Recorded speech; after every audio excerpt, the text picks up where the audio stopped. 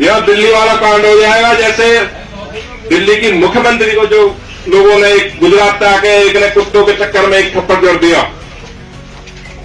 वो लोग सावधान रहे। मैं इसे नहीं लेंगे तो आप बताओ, एक चोर का नाम ना ले या ले, आप जो भाई बैठे हैं खड़े, बताओ किसी को हमें कहनी चाहिए कि नहीं कहनी चाहिए?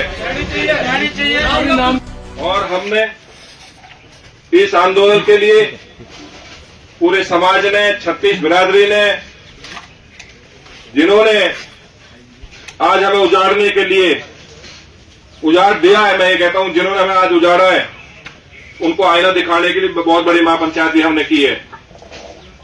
अभी मेरे युवा साथी में तो देखो, क्योंकि गांव अनंतपुर की जो हमारी ताकत है, जो युवा साथी हैं, आज के इस सभा में आए हुए इस सभा के जो हमारे संघर्ष समिति के अध्यक्ष आदरणीय चौधरी सिंह नेताजी हमारे बीच में बहुत ही सुलझे हुए, मैं कहता हूं समाज को दिशा देने वाले, 36 बिरादरी को दिशा देने वाले हमारे बुजुर्ग, हमारे रणवीर चंदीला जी, भाई विजय प्रताप जी तो जब भी मैं समझता हूं कि हमारे गांव के लिए रात हो दिन हो हमेशा आपके बीच में बैठे रहते हैं, खड़े रहते हैं। कोई भी आपस परेशानी, हमें कोई समस्या नजर आ रही है, इससे संबंधित कोई बात करनी है, तुरंत फोन करते हैं, तुरंत हमारी बातें हो जाती हैं। हमारे बीच में मजबूत भाई हमारे बीच में बैठे हुए हैं, भाई अनिल जी पूर्व पार्षद, हमारे पूर्व विधायक जी के सुपुत्र भाई विनोद कौशिक जी, फागना जी, और हमारे जो किसान यूनियन, सबसे ज्यादा हम जिनको सम्मान और आदर के भाव से आज अनंतपुर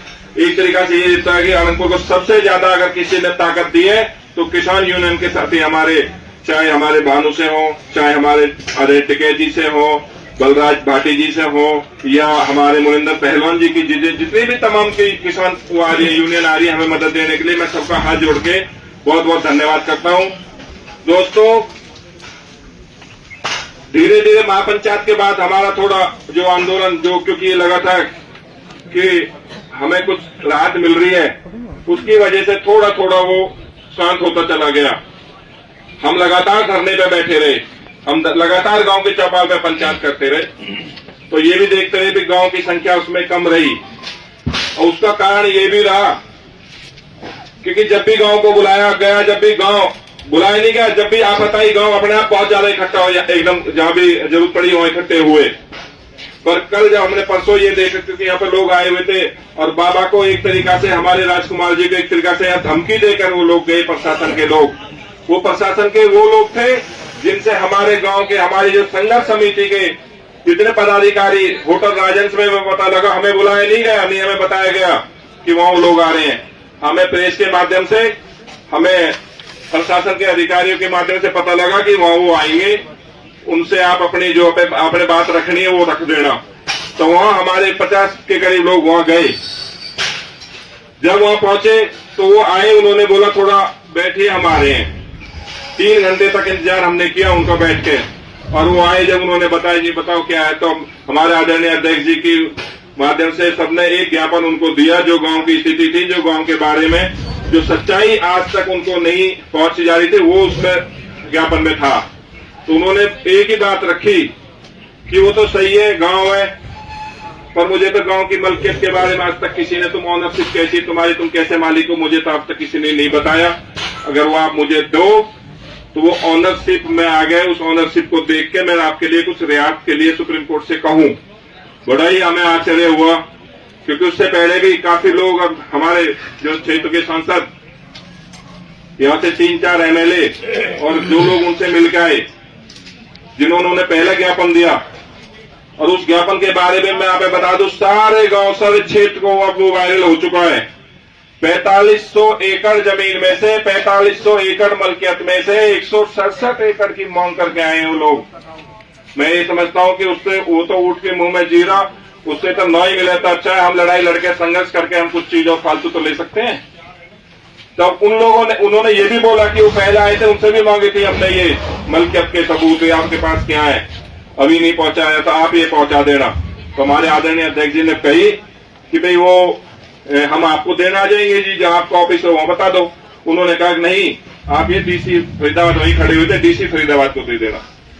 अब अगले दिन हम डीसी फरीदाबाद के पास गए, बाबा राजकुमार जी के बेटा वकील साहब और वहां के राजेश बैसला जी हमारे बार एसोसिएशन के अध्यक्ष हैं, उस तमाम अपने वकील साथियों के साथ वहां गए तो उन्होंने फिर ये बोल दिया कि उन्होंने उल्टा सीसी को डाल दिया कि ये आप पेपर वहां पहुंचा, मैं तुम्हारे लिए समय तय करा देता हूं। उसके लिए उन्होंने चलो ये भी बात आई, समय भी तय करा दिया। पर मैं ये समझ रहा हूं क्योंकि प्रशासन के मन में खोट है, प्रशासन कुछ गलत करने जा रहा है हमारे गांव के साथ, क्योंकि जो मेन हेड सीसी के जो यहाँ आए हुए थे गोयल साहब, उन्होंने डाल दिया डीसी साहब के पास, तभी इनको दे देना, और उन्होंने फिर वहीं डाल दिया। तो मेरे गांव के जितने भी साथी हैं भाई, युवा हैं और बुजुर्ग हैं, आपसे हाथ जोड़ के, क्योंकि हमें परसों ये बात पता लगी कि जैसे हमारे साथी बाहर से आते हैं, बोलते हैं यार गांव की संख्या कम है, तो हमने एक टीम बनाई और टीम बना के बाबा राजकुमार जी को साथ लिया। हमने ये सोचा क्योंकि जो कुछ लोगों ने ये भ्रम भी फैला दिया है कि भाई गांव बच रहा है, गांव की रिहास बच रही है, तो हमने ये सोचा कि वो इस वजह से नहीं आ रहे होंगे, तो हम तमाम साथ इकट्ठे होकर गए, पूरे गांव में गए और एक ही बात कही, भाई ठीक है मानते हैं भाई गांव बच रहा है, मान लो भाई बाबा राजकुमार का घर टूटे, वहां से उजड़े, क्या आप लोग चाहते हो बाबा राजकुमार वहां से उजड़ जाए? क्या हमारे गांव में सारा गांव बच जाएगा, एक घर वहां से उजड़ जाए? हम ये चाहते हैं? हमारे युवा साथियों से हमने सबसे कही, उसका इतना प्रभाव पड़ा आज सारे के सारे यहाँ खड़े मिले और ये भी उन्होंने बात कह दी। आज कल मेरे से कह रहे थे हमारे अध्यक्ष जी कि किसी का नाम मत लेना, उससे लोग नहीं आते हैं, लोग डर रहे हैं। आज हमारे भाई ने कही है यहाँ खड़े होकर, कैसे डराते हैं और कौन लोग हैं जो डरा रहे हैं? बिजली के छापे लगवा देंगे, तुम्हारे रोड नहीं बनवाएंगे। अब नाम नहीं लेंगे तो आप बताओ, एक चोर का नाम ना ले या ले? आप जो भाई बैठे हैं खड़े, बताओ किसी को हमें कहनी चाहिए कि नहीं कहनी चाहिए?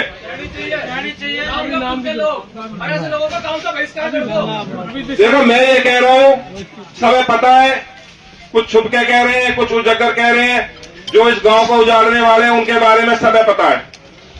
मैं बार बार कहता हूं कि यहां से जो चुना हुआ विधायक है उसने ही विधानसभा में सवाल उठाया। आज से पहले 2002 से पहले कुछ भी नहीं था, न गांव में कोई आपत्ति, न कोई फॉरेस्ट का मामला था। 2000 के बाद जो खोरी का जो मामला है उसमें जोड़ते हुए हमारे गांव को परेशान कर दिया, तो उसमें भी जो भारतीय जनता पार्टी की सरकारी वो लोग तथ्य पेश नहीं कर पाए वहां सुप्रीम कोर्ट के पास में। तो गलती किसकी है? ये कोई केस 10-20 साल से नहीं चल रहा था यहाँ इस गांव को उजाड़ने के लिए। 2022 में ऑर्डर आया सुप्रीम कोर्ट का, जब 2022 में ऑर्डर आया तो सरकार को तथ्य पेश करने चाहिए थे कि हम मलकियत के मालिक हैं।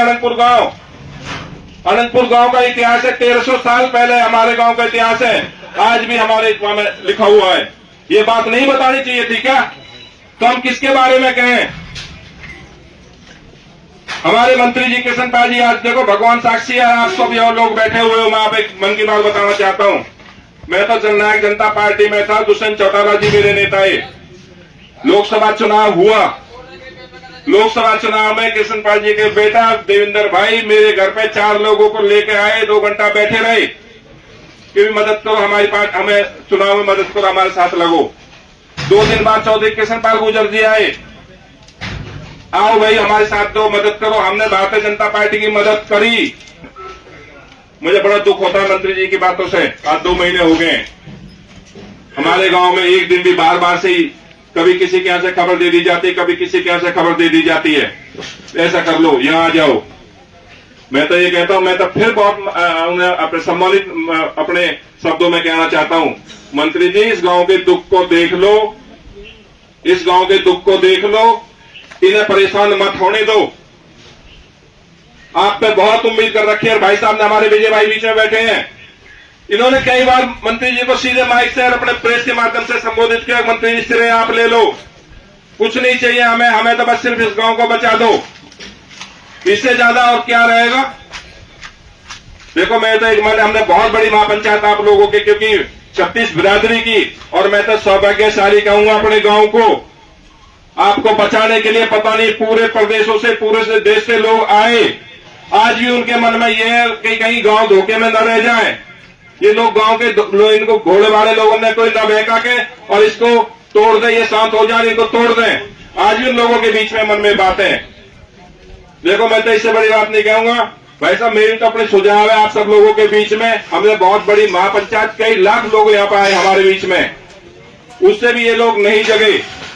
अब अगला जो आग, इसके बाद में कैसे इन्हें जगाया जाए, कैसे जो इनके ऊपर आका बैठे उन्हें हमारी बात उन तक पहुंची जाए। तो उसके लिए मैं तो ये सुझाव दूंगा कि यहां से सारे लोग सर समाज को इकट्ठा करके हम देखो जो गृह मंत्री अमित शाह की कोठी को घेरने का काम करेंगे। यहां से मैं प्रेस के माध्यम से भी बताना चाह रहा हूं, हमें वो काम करना चाहिए जिससे ये लोग प्रभाव में आए, हमें प्रभाव में न डालें ये। और जो हमारे युवा भाई हैं, क्योंकि मैं सबके बीच में बैठता हूं, घूमता हूं, यह दिल्ली वाला कांड हो जाएगा जैसे दिल्ली की मुख्यमंत्री को जो लोगों ने गुजरात से आके एक ने कुत्तों के चक्कर में एक थप्पड़ जड़ दिया।